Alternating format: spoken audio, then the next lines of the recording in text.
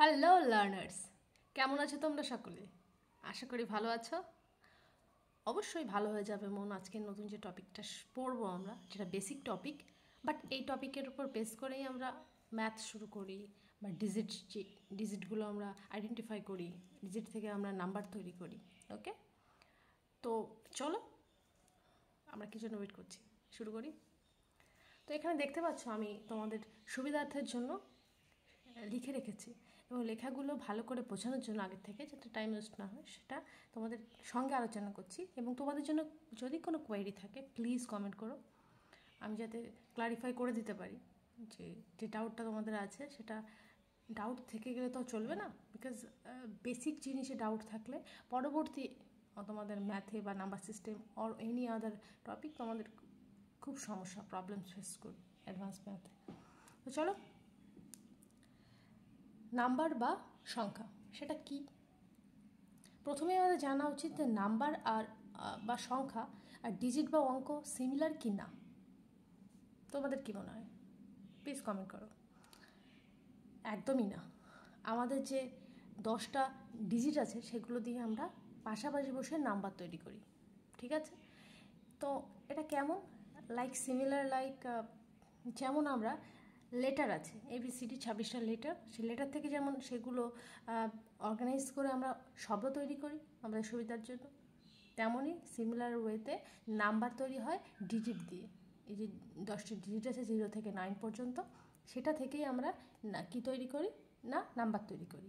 তাহলে দিদি, একটা নাম্বার কখনো কি একটা ডিজিট নাম্বার হবে না? হবে না। মানে একটা যদি ডিজিট থাকে সেটাকে আমরা নাম্বার হিসাবে বিবেচনা করতে পারবো না? ডেফিনেটলি পারবো। যদি আমাদের কোনো ধরো লেটার আছে, সেই লেটারটা কি আমরা শব্দ মানে ওয়ার্ড হিসাবে কনসিডার করি না? অফকোর্স করি। আই মানে যেমন আমি করি, তো সেটা ওয়ার্ড প্লাস লেটার বোথ হয়ে থাকে, রাইট? তেমনই এই নাম্বারগুলোও তেমন হয়ে থাকে। ডিজিটও অনেক সময় একটা ডিজিটও নাম্বার হিসেবে বসতে পারে, ঠিক আছে? ওকে, বোঝা গেল? নাম্বারগুলোর একটা ভ্যালু থাকে, প্লেস ভ্যালু, ফেস ভ্যালু, এগুলো আমরা দেখতে পারি।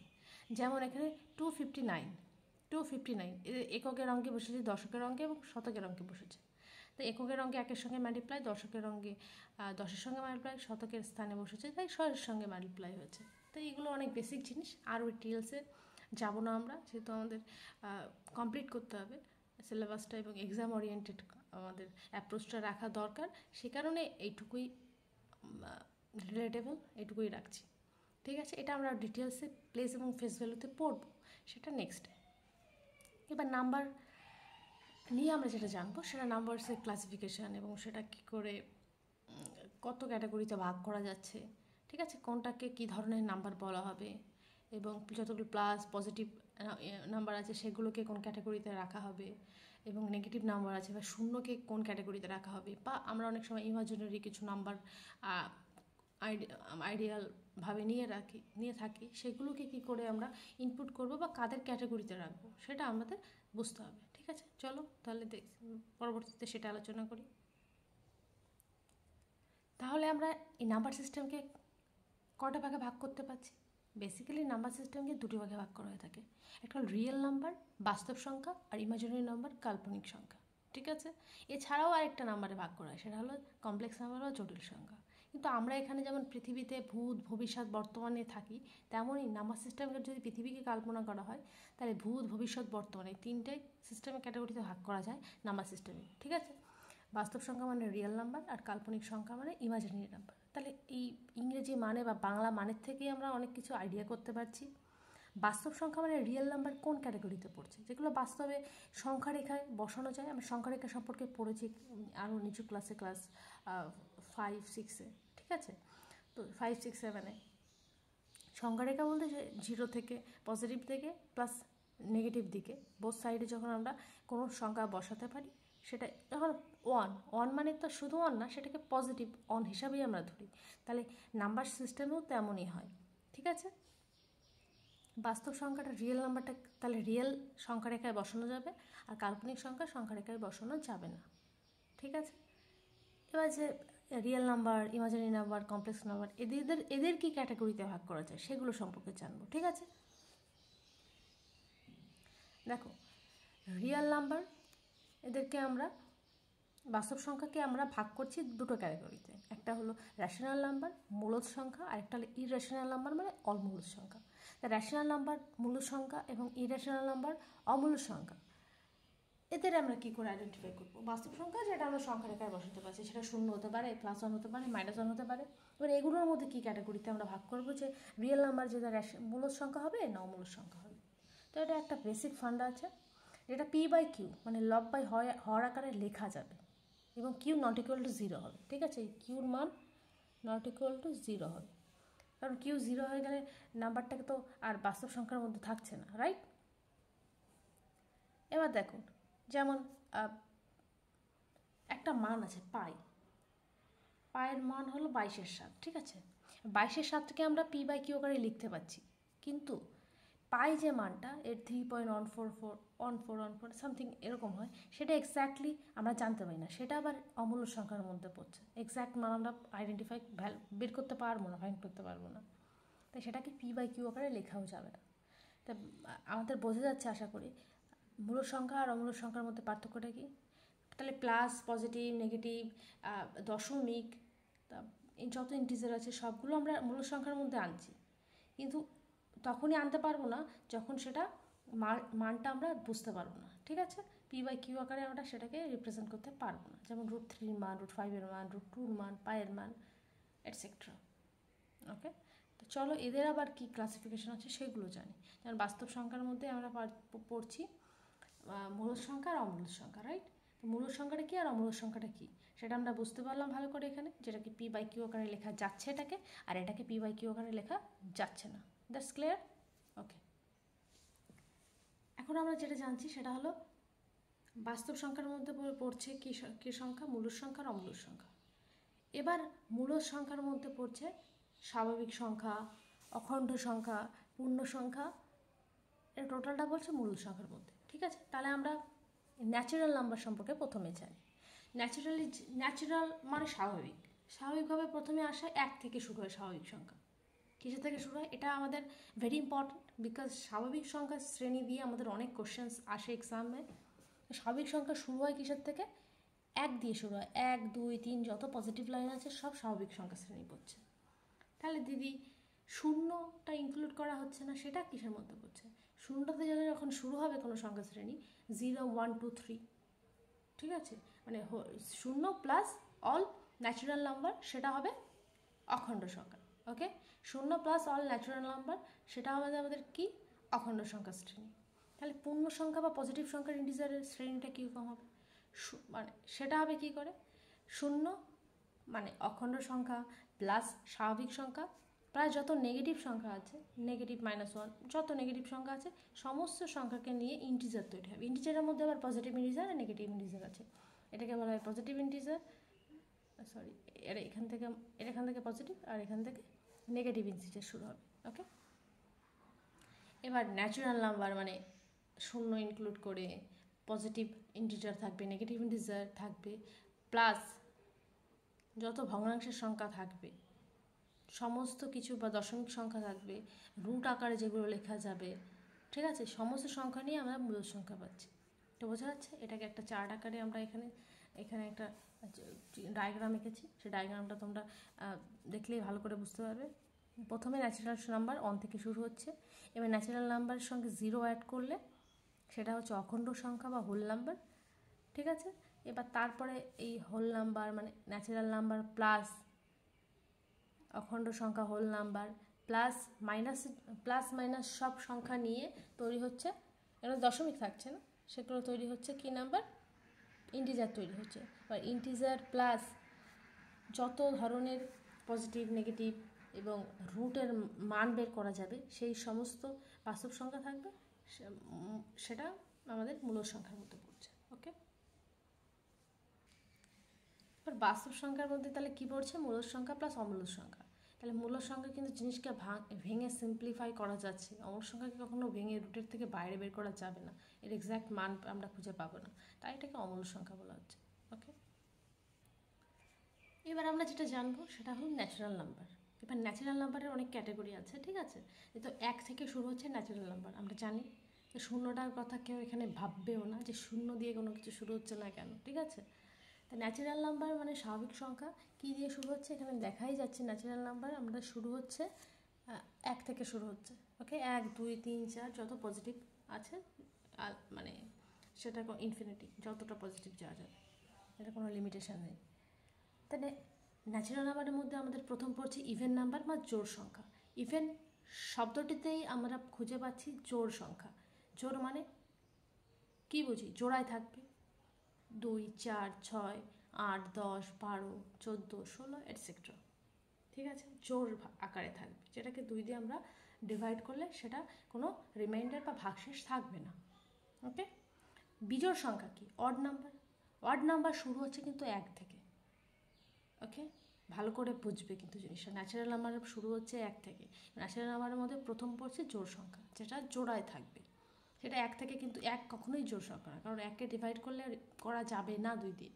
জোড় আকারে 1 তো পাওয়া যাবে না, কখনো সিঙ্গেল ব্যক্তিকে কি আমি জোড়া বলতে পারবো? ডেফিনেটলি নট, পারবো না।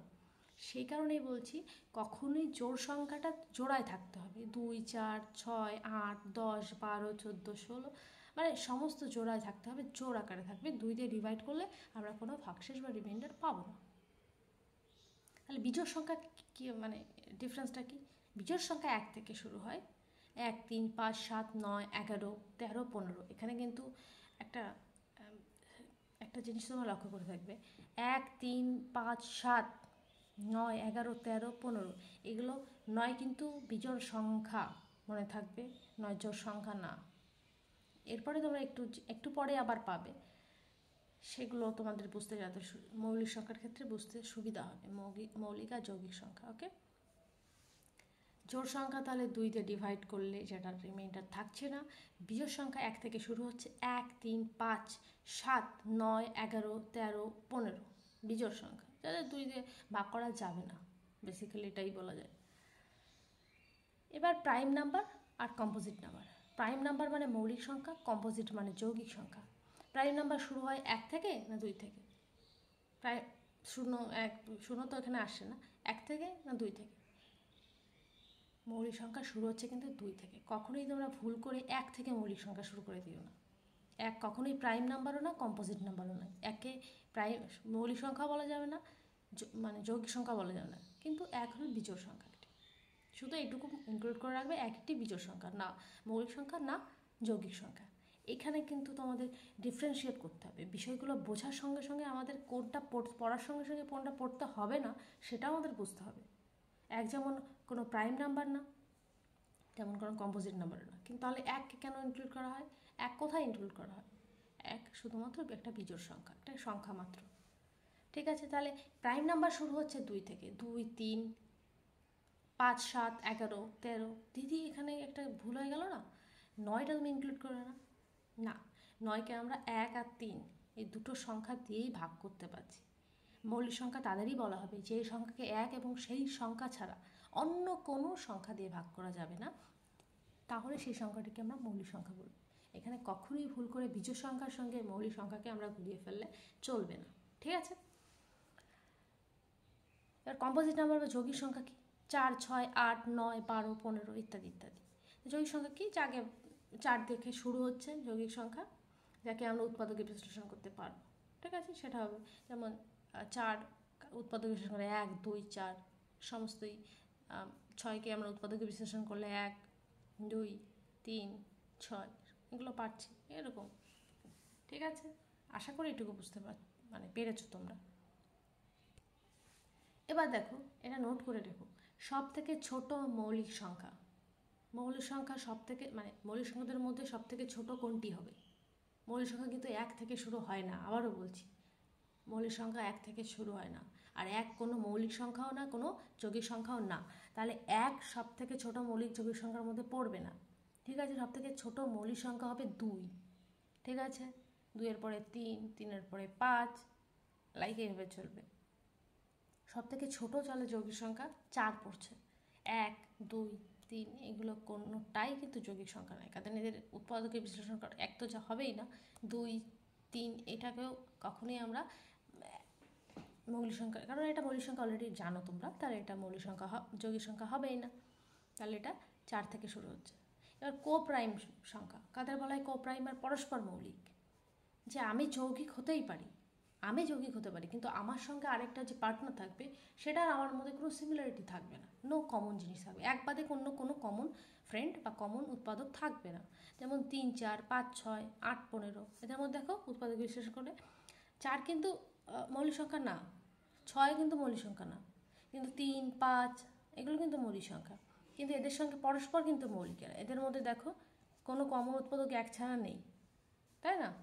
তাই এদের কোনো কমন ফ্রেন্ডও নেই। তো এইভাবে তোমাদের রিলেট করে পড়তে সুবিধা হবে। Got it? এবার দেখো ট্রায়াঙ্গুলার নাম্বার কি, এটা টেট বা আমাদের স্টেট এক্সামসগুলোতে অনেক সময় দিয়ে থাকে।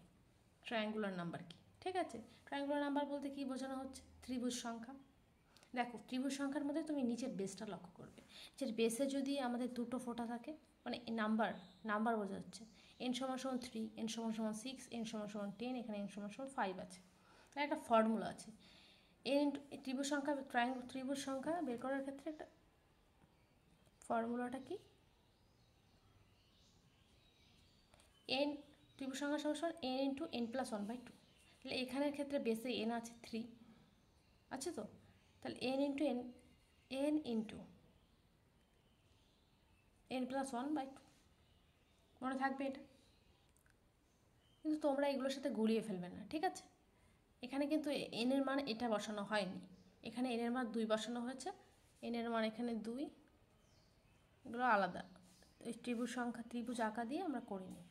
আর এখানে n এর মান 3, এখানে n এর মান 4, এখানে n এর মান 5, এটা শুধু করা হয়েছে। ওকে, তাহলে বুঝতে পারছো n 2 × 2 + 1 মানে 3/2, কেটে করলে আমরা পেয়ে যাব। এবার দেখো পারফেক্ট সংখ্যা। পারফেক্ট সংখ্যা মানে নির্ভুল সংখ্যা, এটা আফ্রিকান জনগোষ্ঠী দ্বারা আবিষ্কৃত হয়েছিল। পারফেক্ট বলতে বোঝে না যে পারফেক্ট পার্সন, সে গানও পারে, নাচও পারে, লেখাপড়ায় ভালো, খেলাধুলা স্পোর্টস ও খুব ভালো খেলতে পারে, পারফরমেন্স খুব ভালো, তাই সেটা ওভারঅল পারফেক্ট পার্সন বলা হয়। ঠিক আছে, এমন পারফেক্ট ব্যক্তি বলে কিছু হয় না, বাট আমরা তাকে পারফেক্ট বলে থাকি বাহ্যিক দিক থেকে। ঠিক আছে, যেমন পারফেক্ট নাম্বারের ক্ষেত্রে এমন কিছু নাম্বার আছে যেটা আফ্রিকান জনগোষ্ঠী দ্বারা আবিষ্কৃত হয়েছিল। 6 যদি উৎপাদকে বিশ্লেষণ করা হয় কী কী আসে? 1, 2, 3, 1, 2, 3 আসে 6-এর উৎপাদক। ঠিক আছে, এবার এদের সাম করো, 1 + 2 + 3, এই সাম করলেও 6 নাম্বারটা আবার ফেরত আসে, উৎপাদকগুলোকে সাম করলে আবার নাম্বারটা ফেরত পাওয়া যায়, তাই 6কে আমরা পারফেক্ট নাম্বার বলছি। এবার 8কে আমরা দেখি, 8 = কী আসে? 1, 2, 4, এটা উৎপাদকে আসছে, উৎপাদক করলে এটা আসছে, তো এদের সাম করলে কিন্তু 7 আসছে, 8 আসছে না, 8 একটি পারফেক্ট সংখ্যা না। তাহলে এই পারফেক্ট সংখ্যা আর কাকে বলা হচ্ছে? 28, 1, 2, 4, 7, 14, এটাও সাম করলে 88 আসবে, 496, এরকম করে অনেক সংখ্যা আছে, এগুলোই আমাদের 2-4টে মনে রাখলে হবে, অতটা ইম্পর্টেন্ট না, বাট তবুও আমরা এটা জেনে রাখলাম। আর পিথাগোরিয়ান ট্রিপ্লেট, এগুলো সম্পর্কে তোমরা হয়তো শুনবে বা জানবে, এখনও হয়তো ততটা তোমাদের প্রয়োজন হয়নি, কিন্তু খুব কাজের দেবে পিথাগোরাস ট্রিপ্লেটগুলো মনে রাখলে। পিথাগোরাস ট্রিপ্লেটটা আসে আসলে পিথাগোরাসের উপপাদ্য থেকে, পিথাগোরিয়ান ট্রিপ্লেটগুলো আসে পিথাগোরাসের উপপাদ্য থেকে। সেটা কি? পিথাগোরাস কোনো ত্রিভুজের অতিভুজের ওপর অঙ্কিত বর্গের ক্ষেত্রফল, কোনো ত্রিভুজের অতিভুজের ওপর অঙ্কিত বর্গের ক্ষেত্রফল বাকি দুই বাহুর ওপর অঙ্কিত বর্গক্ষেত্রের ক্ষেত্রফলের সমষ্টির সমান। তাহলে কি আছে?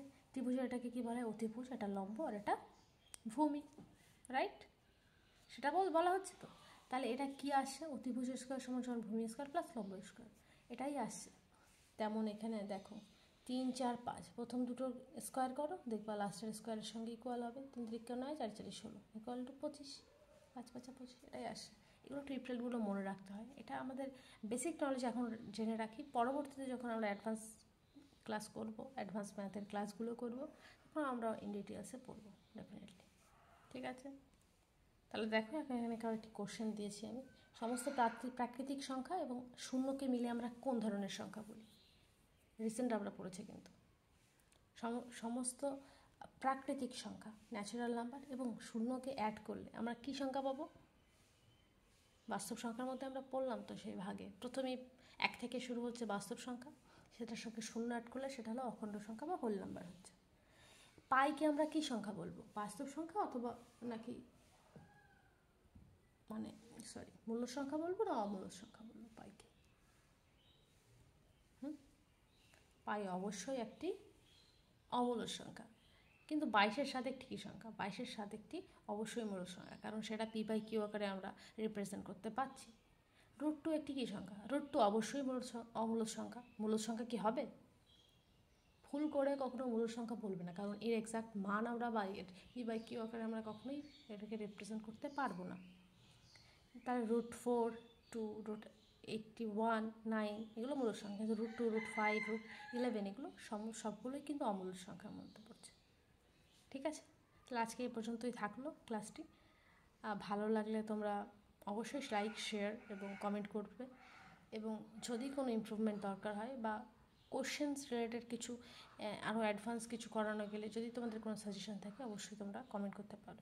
এগুলো আমাদের কনসেপ্ট ক্ল্যারিটেড ক্লাস, তাই আমরা প্র্যাকটিস ক্লাস এখনই করছি না, আশা করি পরবর্তীতে প্র্যাকটিস ক্লাসও করবে।